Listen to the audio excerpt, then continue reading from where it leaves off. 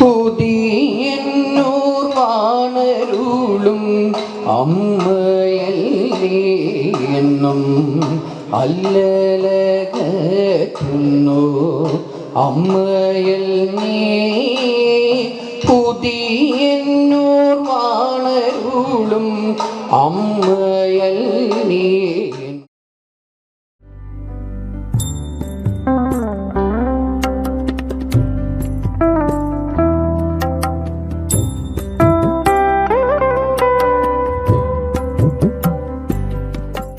പുണ്യദർശനത്തിന്റെ എല്ലാ മാന്യ പ്രേക്ഷകർക്കും നമസ്കാരം. ഭക്തിയുടെയും വിശ്വാസത്തിന്റെയും നിറവിൽ ഇന്ന് നമ്മൾ എത്തിനിൽക്കുന്നത് തിരുവനന്തപുരം ജില്ലയിലെ മരുതംകുഴിയിലുള്ള പുണ്യപുരാതനമായ ശ്രീ ഉദിയന്നൂർ ദേവി ക്ഷേത്രത്തിലാണ്. ഭക്തമനസ്സുകളിൽ ആശ്വാസവും ഐശ്വര്യവും ചൊരിയുന്ന ഉദിയന്നൂർ അമ്മയുടെ സന്നിധി ഇപ്പോൾ ഉത്സവ ലഹരിയിലാണ്. ഈ വർഷത്തെ തൃക്കൊടിയേറ്റ് മേടപ്പുണർത്തും പൊങ്കാല മഹോത്സവം 2026 ഏപ്രിൽ 19 മുതൽ 28 വരെ വളരെ വിപുലമായ രീതിയിലാണ് ആഘോഷിക്കപ്പെടുന്നത്. 2026 ഏപ്രിൽ 19 ഞായറാഴ്ചയായിരുന്നു ഈ വർഷത്തെ ഉത്സവത്തിന് ഭക്തിനിർഭരമായ തുടക്കമായത്. ബഹുമാനപ്പെട്ട തിരുവനന്തപുരം മേയർ ശ്രീ വി രാജേഷ് ഈ പുണ്യോത്സവത്തിന്റെ ഔദ്യോഗിക ഉദ്ഘാടനം നിർവഹിച്ചു.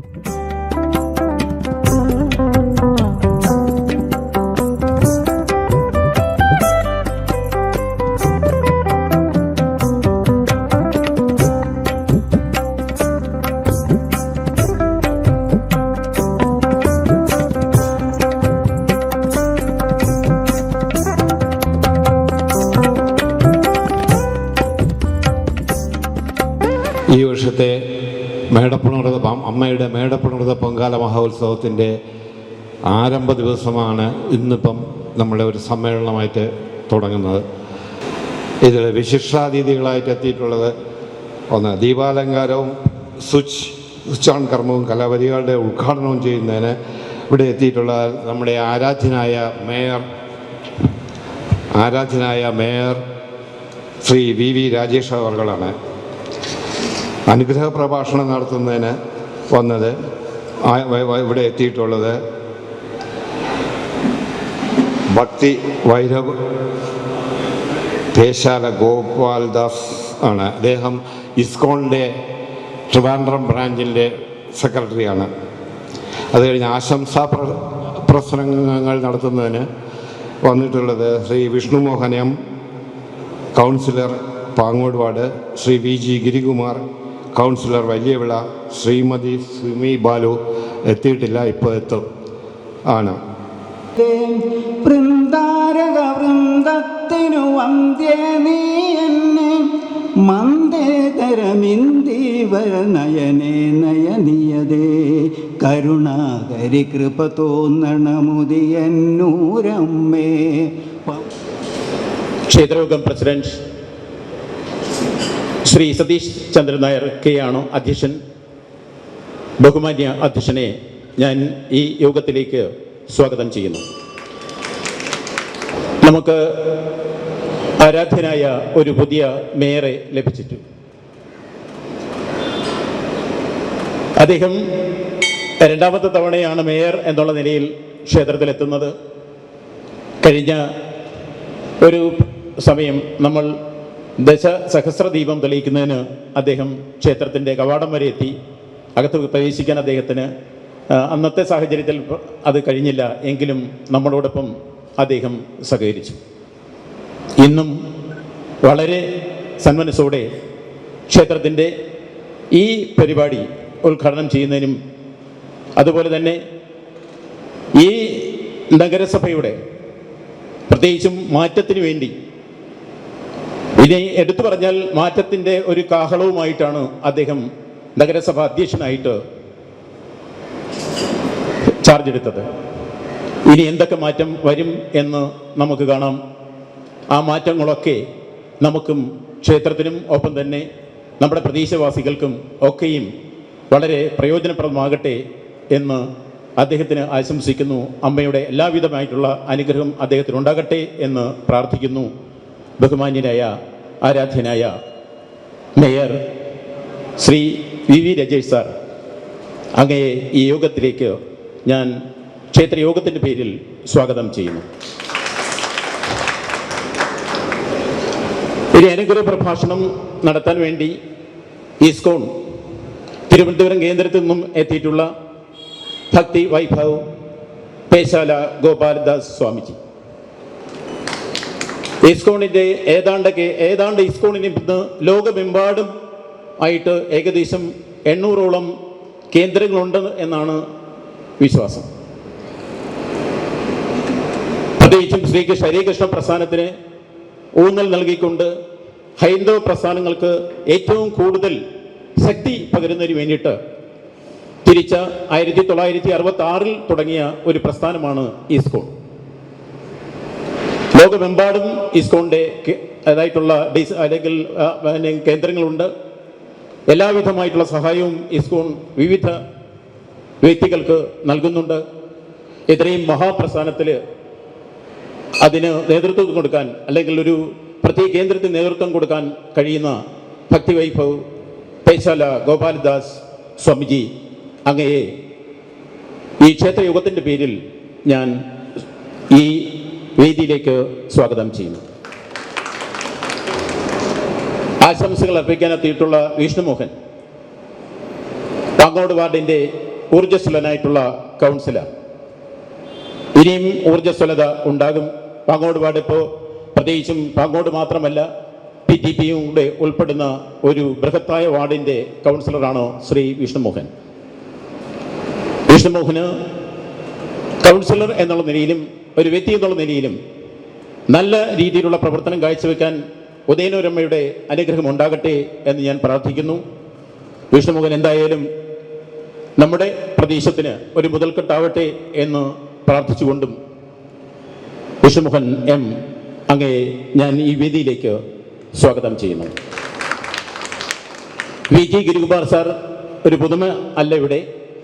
നമ്മുടെ കഴിഞ്ഞുപോയ 5 വർഷക്കാലവും എല്ലാ ഉത്സവത്തിനും കഴിയുന്ന സമയങ്ങളിൽ അത്രയും എല്ലാം നമ്മളോടൊപ്പം സഹകരിച്ച് നമുക്ക് വേണ്ട നിർദ്ദേശങ്ങൾ നൽകിയിട്ടുള്ള സഹായ സഹകരണങ്ങൾ നൽകിയിട്ടുള്ള വ്യക്തിയാണ് ശ്രീ VG ഗുരുകുമാർ. ഇന്ന് അദ്ദേഹം വലിയവള വാർഡിൻ്റെ കൗൺസിലറാണ്. ക്ഷേത്രത്തിന് അദ്ദേഹത്തെ വേണം. കാരണം നമ്മുടെ ആറാട്ട് മഹോത്സവം, ആറാട്ട് ഘോഷയാത്ര, അമ്മയെ ആറാടുന്നത് ഇന്ന് അദ്ദേഹത്തിൻ്റെ വാർഡിലാണ്. കഴിഞ്ഞ പ്രാവശ്യം അമ്മ ആറാടുന്നതിന് വേണ്ടി ഇറങ്ങിയത് അദ്ദേഹത്തിൻ്റെ വാർഡിൽ നിന്നാണെങ്കിൽ ഇന്ന് ആറാടുന്നത് അദ്ദേഹത്തിൻ്റെ വാർഡിലാണ്. അദ്ദേഹത്തിൻ്റെ സഹായം ക്ഷേത്രത്തിന് അത്യന്താപേക്ഷിതമാണ്. മുൻകാലങ്ങളിലും അദ്ദേഹത്തിൻ്റെ ആത്മാർത്ഥമായിട്ടുള്ള സഹായം നമുക്ക് ലഭിച്ചിട്ടുണ്ട്. ശ്രീ VG ഗുരുകുമാർ സാർ അങ്ങയെ ഈ വേദിയിലേക്ക് ഞാൻ ക്ഷേത്രയോഗത്തിൻ്റെ പേരിൽ സ്വാഗതം ചെയ്യുന്നു. ഇനി സ്വാഗതം അർപ്പിക്കേണ്ട ശ്രീമതി സുമി ബാലു ചില അത്യാവശ്യ കാരണങ്ങളാൽ മഠത്തിനിവിടെ എത്താൻ കഴിയില്ല. എങ്കിലും നമ്മുടെ എല്ലാവിധമായിട്ടുള്ള പ്രവർത്തനങ്ങൾക്കും എല്ലാ സഹായവും അവർ ചെയ്തു തരാറുണ്ട്. ഇതിനിടയിൽ ഇന്ന് വരാൻ പറ്റിയില്ലെങ്കിലും തൊട്ടടുത്ത ദിവസം തന്നെ ക്ഷേത്രത്തിലെത്തും എന്ന് പ്രത്യേകിച്ച് അറിയിക്കുകയും ചെയ്തിട്ടുണ്ട്. ശ്രീമതി സുമി ബാലു മാഡത്തിനെയും എല്ലാവിധ അനുഗ്രഹ ആശംസകളും നേർന്നുകൊണ്ട് ഞാൻ സ്വാഗതം ചെയ്യുന്നു. ഇനി സ്വാഗതം അർപ്പിക്കേണ്ടത് ശ്രീ വേണുഗോപാലൻ നായർ, ക്ഷേത്രയോഗത്തിൻ്റെ വൈസ് പ്രസിഡന്റ്. ഒപ്പം സ്വാഗതം ചെയ്യാൻ മറ്റൊരു വ്യക്തിയുണ്ട്. ക്ഷേത്രത്തിൻ്റെ എല്ലാവിധമായിട്ടുള്ള പ്രവർത്തനങ്ങൾക്കും മുൻപന്തിയിൽ നിന്ന് ചുക്കാൻ പിടിക്കുന്ന ശ്രീ വി രഘുനാഥ പിള്ള. ക്ഷേത്രത്തിൻ്റെ യജ്ഞാചാര്യനാണ് അദ്ദേഹം. ക്ഷേത്രത്തിലെ പൂജാ കാര്യങ്ങൾക്ക് ഏറ്റവും കൂടുതൽ പ്രാധാന്യം നൽകി അതിന് ആത്മാർത്ഥമായിട്ടുള്ള സേവനം നടത്തുന്ന വ്യക്തിയാണ് ശ്രീ ബി രഘുനാഥ പിള്ള. ശ്രീ രഘുനാഥ പിള്ള സാർ അങ്ങയെയും ഞാൻ ഈ വേദിയിലേക്ക് സ്വാഗതം ചെയ്യുന്നു. പ്രത്യേകിച്ചും ഇനി സമയം നീട്ടിക്കൊണ്ടു പോകാനില്ല. ഉദയനൂരമ്മ നമ്മുടെ എല്ലാ പേർക്കും കൃപാകടാക്ഷം ചൊരിയട്ടെ എന്ന് ആശംസിച്ചുകൊണ്ടും ഓരോ വ്യക്തികൾക്കും നന്മകൾ നേർന്നുകൊണ്ടും ഞാൻ എൻ്റെ വാക്കുകൾ നിർത്തുന്നു. നന്ദി, നമസ്കാരം.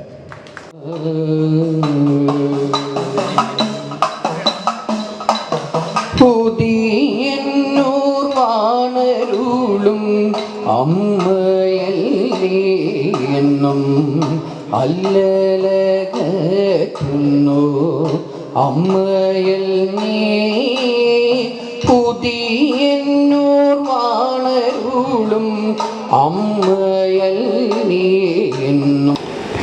തിരുവനന്തപുരത്തിൻ്റെ എന്നല്ല കേരളത്തിൻ്റെ തന്നെ ചൈതന്യമാണ് ഉദിയന്നൂരും ആറ്റുകാലുമൊക്കെ.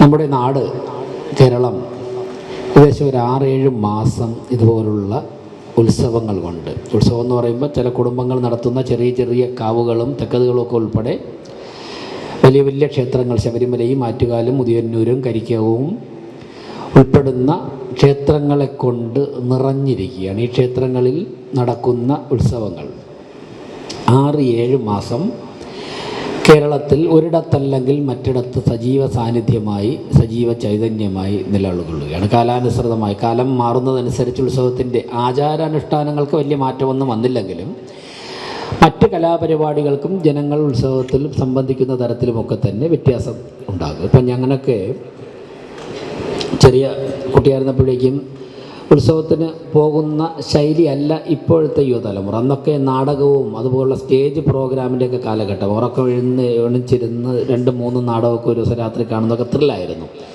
ഇന്നതൊക്കെ മാറി. സ്റ്റേജ് പ്രോഗ്രാമൊക്കെ ഒരു 11 മണി 12 മണിക്ക് മുമ്പൊക്കെ, 11 മണിക്ക് മുമ്പൊക്കെ, 2 മണിക്കൊക്കെ നാടകമൊക്കെ തുടങ്ങുന്നത് തന്നെ. അപ്പോൾ അത് ആ ഒരു കാലഘട്ടമായിരുന്നു. ഇന്ന് സോഷ്യൽ മീഡിയയും ചാനലും ഒക്കെ ആക്റ്റീവായതോടുകൂടി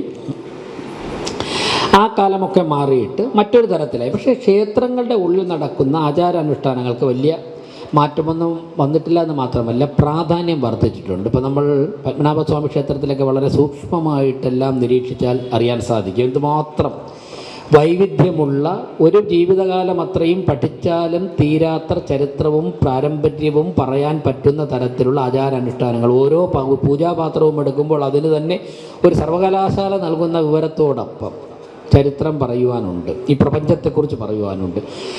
ഇത്രത്തോളം വൈവിധ്യമുള്ള ആചാരാനുഷ്ഠാനങ്ങൾ ഉള്ള ഒരു നാട് ലോകത്ത് ഒരിടത്തും കാണുകയില്ല.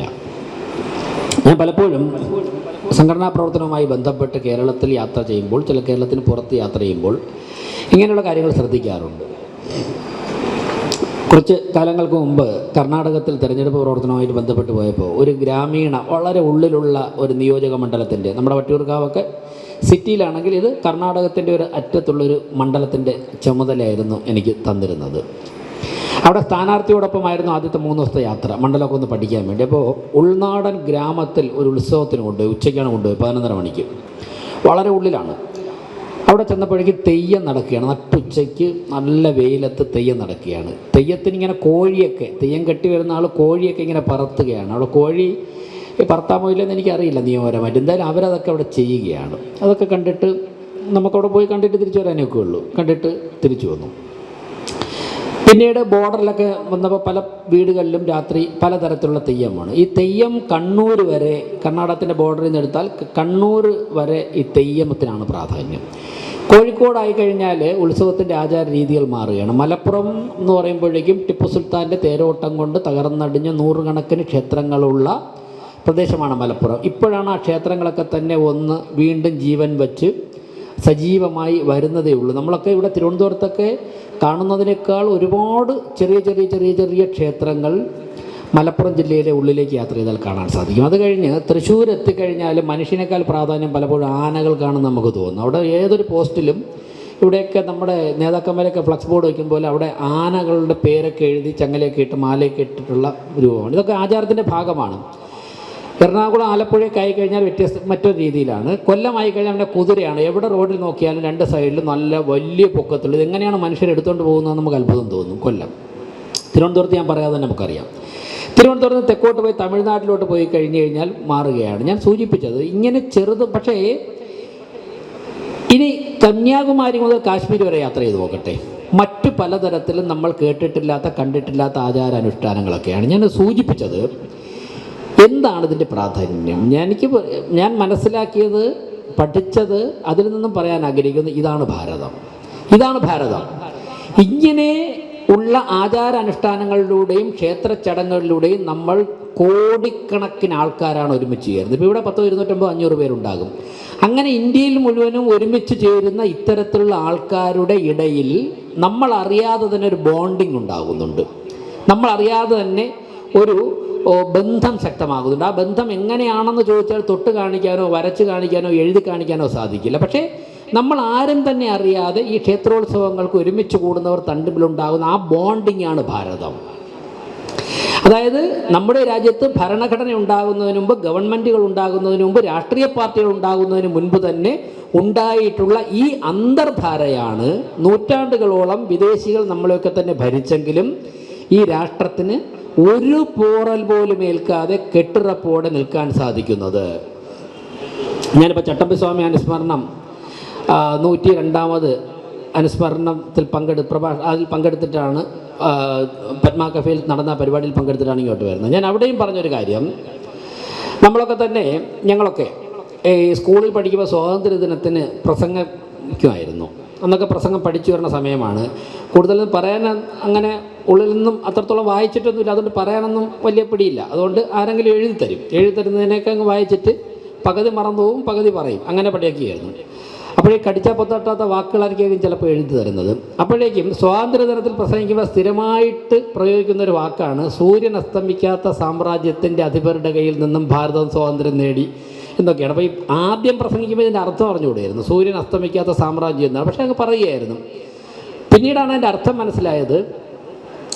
സൂര്യൻ ഒരിടത്ത് ബ്രിട്ടൻ്റെ കീഴിലുണ്ടായിരുന്ന ഏതെങ്കിലും ഒരു രാജ്യത്ത് സൂര്യൻ അസ്തമിക്കുമ്പോൾ അവരുടെ കീഴിലുള്ള മറ്റൊരു രാജ്യത്ത് സൂര്യൻ ഉദിച്ചിരിക്കും. ഭാരതത്തിൽ വൈകുന്നേരം 6:30 സൂര്യൻ അസ്തമിച്ചു കഴിഞ്ഞാൽ ഇതിൻ്റെ നേരെ ഓപ്പോസിറ്റ് ആയിട്ടുള്ള ഒരു രാജ്യവും അവരുടെ കീഴിലായിരിക്കും. അവിടെ സൂര്യൻ ആ സമയത്ത് ഉദിച്ചിരിക്കും. അപ്പോൾ ഒരിക്കലും ബ്രിട്ടനിൽ സൂര്യൻ അസ്തമിക്കുകയില്ല. അതിനാണ് സൂര്യൻ അസ്തമിക്കാത്ത സാമ്രാജ്യം എന്ന് പറഞ്ഞിരുന്നത്. ഇപ്പോഴത്തെ ബ്രിട്ടൻ്റെ അവസ്ഥ എന്താ? ഇപ്പോൾ ബ്രിട്ടൻ എങ്ങോട്ട് തിരിയണമെന്ന് തീരുമാനിക്കുന്നത് മറ്റുള്ള പല സ്ഥലങ്ങളിൽ നിന്നും കയ്യേറിയവരാണ്, കുടിയേറിയവരാണ്. അവരാണ് ബ്രിട്ടൻ എങ്ങോട്ട് പോകണമെന്ന് തീരുമാനിക്കുന്നത്. അതായത് അധാർമികമായി ആയുധം വെച്ച് മറ്റുള്ളവൻ്റെ രാജ്യവും സ്വത്തും തട്ടിയെടുത്ത ബ്രിട്ടൻ അവരുടെ കാൽക്കീഴിൽ നിന്നും മണ്ണൊലിച്ചു പോകുന്നത് അറിഞ്ഞില്ല. അവിടെയാണ് ഭാരതത്തിൻ്റെ പ്രസക്തി. ഇപ്പോൾ വീട്ടമ്മമാർക്കും ഹോട്ടലിൽ നടത്തുന്നവർക്കൊക്കെ അറിയാം, പാചകവാതത്തിന് ചെറിയ ക്ഷാമം വന്നല്ലോ കുറച്ച് ദിവസം മുമ്പ്. ഇപ്പോൾ അതൊക്കെ ഏറെക്കുറെ നോർമലായി. ഈ ക്ഷാമം വന്നപ്പോൾ ഇറാൻ എന്താ പറഞ്ഞത്? ഭാരതത്തിൻ്റെ കപ്പലുകൾക്ക് കടലിടുക്ക് താണ്ടി പാചകവാതകം കൊണ്ടുപോകാനുള്ള സംരക്ഷണം ഞങ്ങൾ ഒരുക്കും. മറ്റൊരു രാജ്യത്തെക്കുറിച്ച് പറഞ്ഞില്ല. ഇറാൻ പറഞ്ഞത് ഭാരതത്തിന് ഞങ്ങൾ സംരക്ഷണം ഒരുക്കും.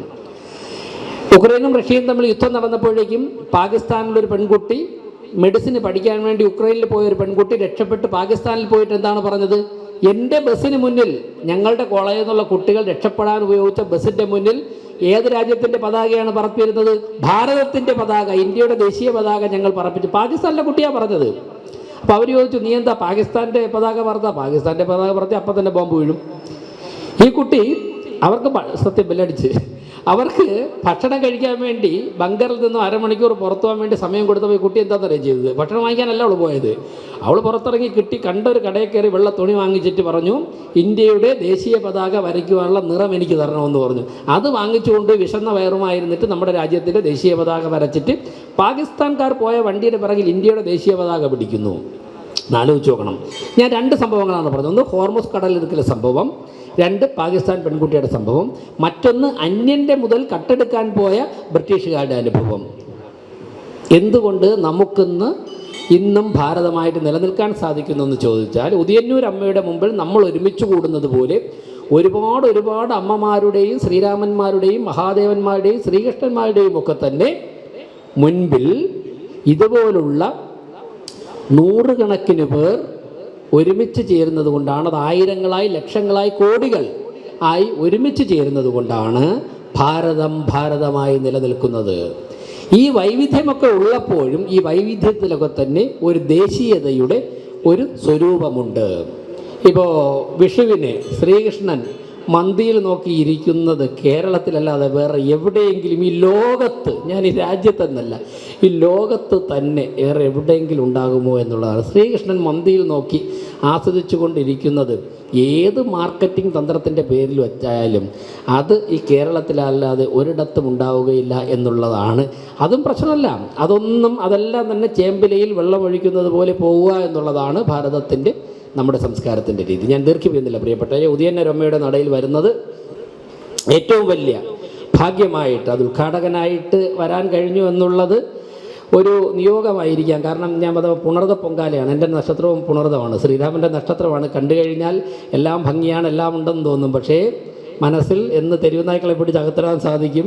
കുടിവെള്ള പ്രശ്നം എവിടെയുണ്ട്, ഈ വാർഡിൽ എവിടെയെങ്കിലും ഇന്ന് ആരെങ്കിലും പട്ടി അടിച്ചിട്ടുണ്ടോ, എവിടെയെങ്കിലും കറണ്ട് പോയോ എന്നുള്ളതിങ്ങനെ അലട്ടിക്കൊണ്ടേയിരിക്കും, ചിരിക്കുമ്പോഴും ചിന്തിക്കുമ്പോഴും ഒക്കെ തന്നെ. ഇപ്പോൾ ഞാൻ പറയാൻ കാരണം, ഗിരിയും ഞാനും മധുച്ചേട്ടനും കൂടി അരമണിക്കൂർ താമസിച്ചത് തന്നെ രാവിലെ 11 മണിക്ക് ഒരു സ്ഥലത്ത് പോകാമെന്ന് പറഞ്ഞിരുന്നു. പോകാൻ സാധിച്ചത് 12:15.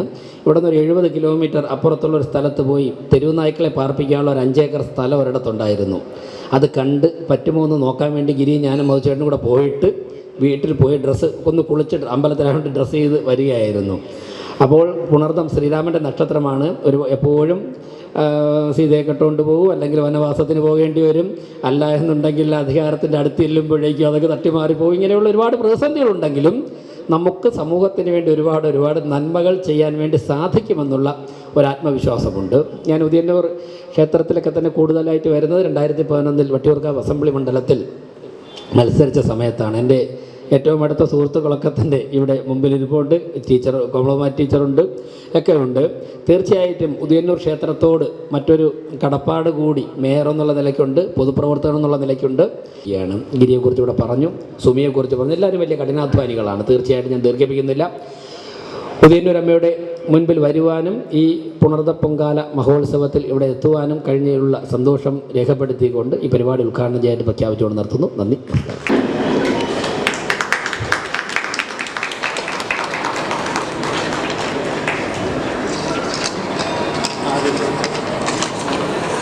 അടുത്തതായി ആരതിക്കൽ ചടങ്ങ്.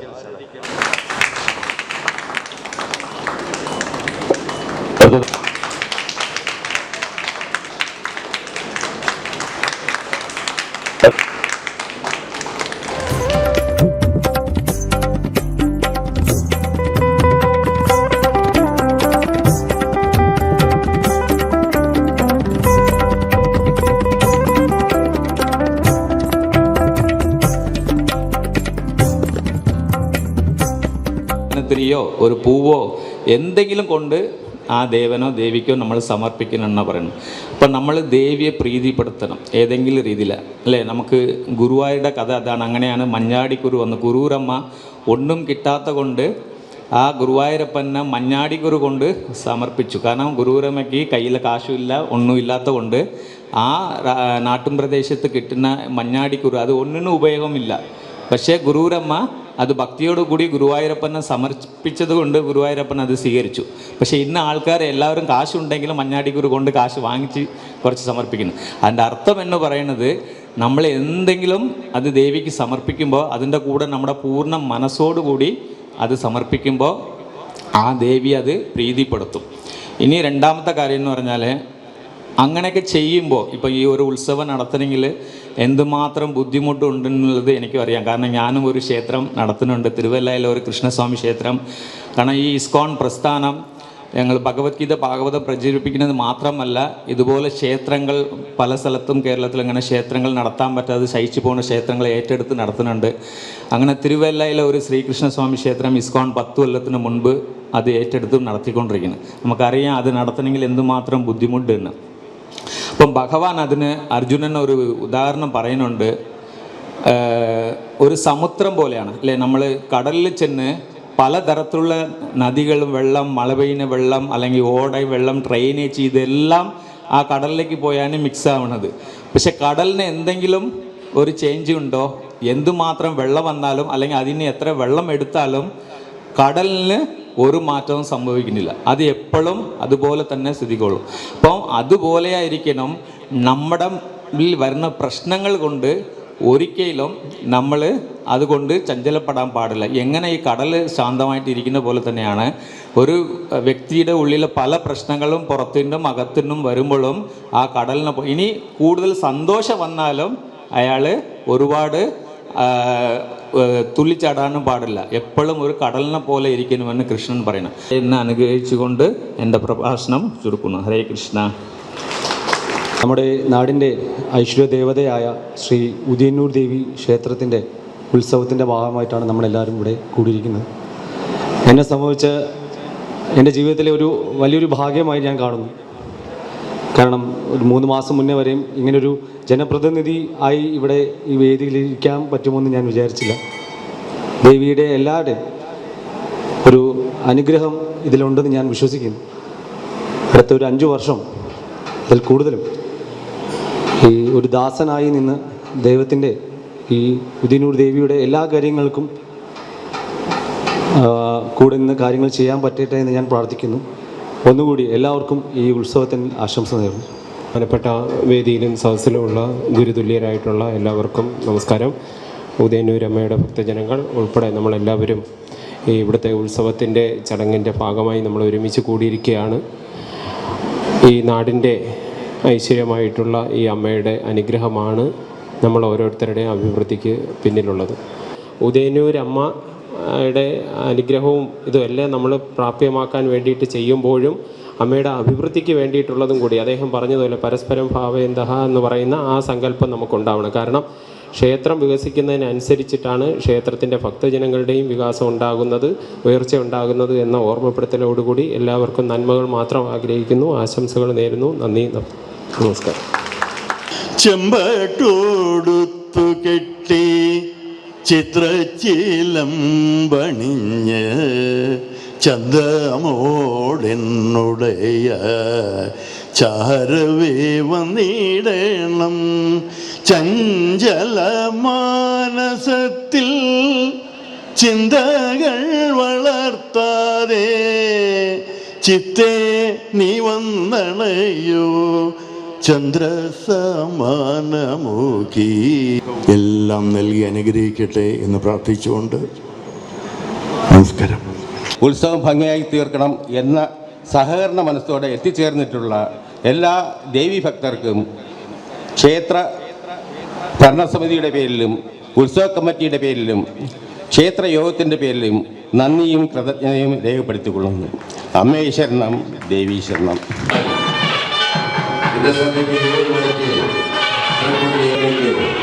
ഉദയന്നൂരമ്മയുടെ നാമത്തിൽ ആദ്യമായി സ്വാഗതം ചെയ്യുന്നു.